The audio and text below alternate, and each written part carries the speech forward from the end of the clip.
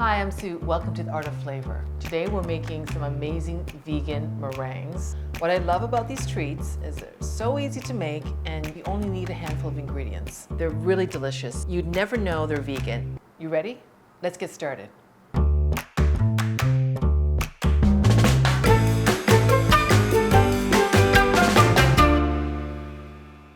Use of the Aquafaba is a great way to use it as an egg replacement.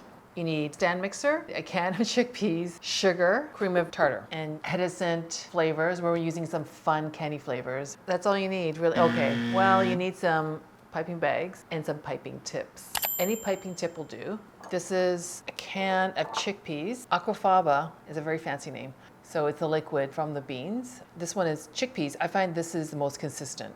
And for those who can't eat eggs or are vegan, this is a great egg substitute. I'm going to mix half a cup of Aquafaba, and I've got half a cup of granulated sugar and cream of tartar. It's a stabilizer. It's going to help keep your meringues nice and white and prevent it from browning. It also gives it a shiny, glossy sheen. So I like to take the whisk attachment, mix it up, okay? That's going to prevent it from clumping up at the bottom. Start it off low. Just get it started. And then I'm going to increase the speed to high, medium high, and you want to beat it until stiff peaks form. It's going to take 8 to 10 minutes. Okay, so I've let it go for about 8 minutes. I'm going to check. Let's see. My timer. And my timer is going off. I turned it off. I'm going to check my meringue. That's a stiff meringue. That's what you want, okay? It looks just like an egg white meringue. You always check the bottom of your bowl because you have that area where the your whisk attachment or your paddle attachment doesn't reach. And it makes about 4.5 cups, so I'm going to divide it into, I want to make 3 different flavors. So I'm going to divide it into 3 portions, but you can keep 1 flavor, you can do 2 flavors. Really, the world is your oyster. So for our first flavor, it's strawberry swirl, 1/4 teaspoon. And for fun, we're just going to add a little bit of food coloring, just a few drops of the red to make it like a fun little pink. So it's strawberry swirl. It is a mashup of vanilla and candy strawberry. Reminds me of that strawberry cream candy. The second one is blue freeze, 1/4 teaspoon. For all you blue freezy lovers out there, this one's for you. So good. Okay, I'm just gonna add just a few drops blue freeze. You always start with less because you can add more, you can't take away.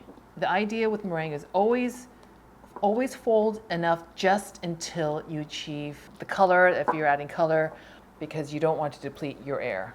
Okay, and the last, candied peach. Again, 1/4 teaspoon, and it smells and tastes just like that amazing peach candy. Yummy.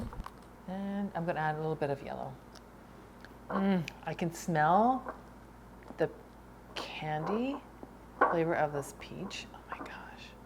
And because we have our 3 flavors, now I need to get them into the piping bags. If you don't have piping bags, you can use the resealable plastic bags. I'm just going to place my tip in and I'm going to lock it. And so your meringue or whatever you're piping doesn't fall right through. And then I place it here, just open it up. That way you're not struggling with scraping it in and transferring. That can be a messy ordeal. And I don't have another glass, so Whoops. I'm going to use a measuring glass. So I'm going to start here. I'm going to get meringue somewhere around my hand, probably over the counter. It's going to happen. Again, you want to fill your piping bags and you want to rid of any air bubbles, because when you pipe and you have an air bubble, then you'll have a little hole on your meringue. So we've got our meringues ready, and I've got 2 baking sheets lined with parchment paper. And the idea of piping is you want to place it about 1/2 inch above. You squeeze gently and you lift. As you're lifting, you don't want to squeeze anymore. So I'm going to use my fingers as my guide. So I'm going to place it right here. Okay. Actually, here. Forgot. To prevent the parchment from moving, I'm going to add a little bit of meringue. Otherwise, it keeps sliding. So I'm going to use my pinky to hold it up.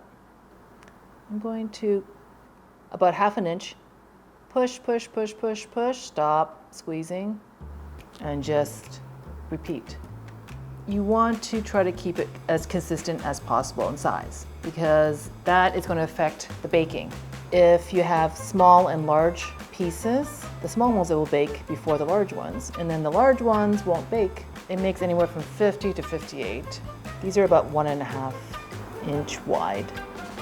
We've got our blue freeze candied peach and our strawberry swirl. I've got my oven preheated at 200 degrees, and I've got the center rack and the rack right below ready for these two. And it's about 1.5 to 2 hours. You're going to place them in the oven for 1 hour without opening the oven. Do not open the oven. And after 1 hour, you're going to switch the racks and rotate them. Be right back. 2 hours later. We've got our cooled vegan meringues. I'm gonna take a bite. It's light and airy. Tastes like blue freezy. I'm gonna try this one. Crunchy, airy, light. Tastes like a candied peach. It's perfect. These are fun, candied versions of a meringue. It's a great way to make vegan treats, and this is our great way to use our fun candied flavors at Hedison. Okay, there you have it, your vegan meringues. So delicious, so tiny. Now that you've learned how to make your own, you can go ahead and flavor it your way. Check out hedison.ca for a full list of flavors and let us know which one's your favorite. Hit like and subscribe, and if you like what you saw, tap that bell icon so you don't miss an episode, because we have a lot more recipes coming your way. Thanks for watching. Keep it flavorful.